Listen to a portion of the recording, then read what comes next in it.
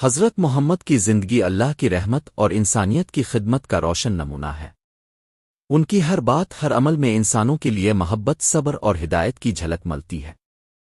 ایک دن صحابہ کرام کے ساتھ چل رہے تھے، راستے میں ایک غریب اور بھوکا شخص آیا۔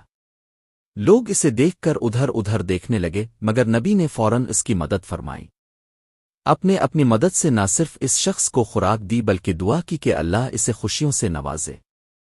صحابہ کرام نے حیرت سے پوچھا، رسول اللہ، کیا یہ ممکن ہے کہ ایک دعا سے کسی کی تقدیر بدل جائے؟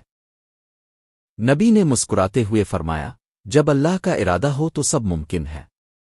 ایمان اور دعا میں بے پناہ طاقت ہے۔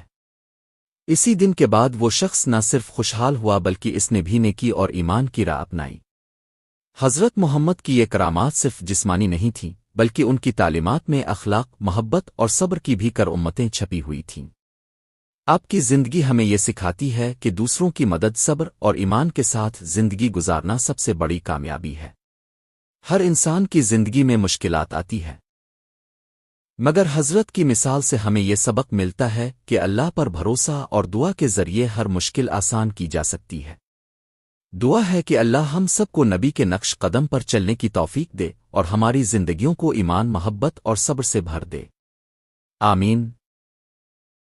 اگر یہ داستان آپ کے دل کو چھو گئی ہو تو ویڈیو کو لائک کریں، چینل کو سبسکرائب کریں اور اس پیغام کو دوسروں تک ضرور پہنچائیں۔ اللہ ہمیں بھی ایسی محبت عطا فرمائے۔ آمین۔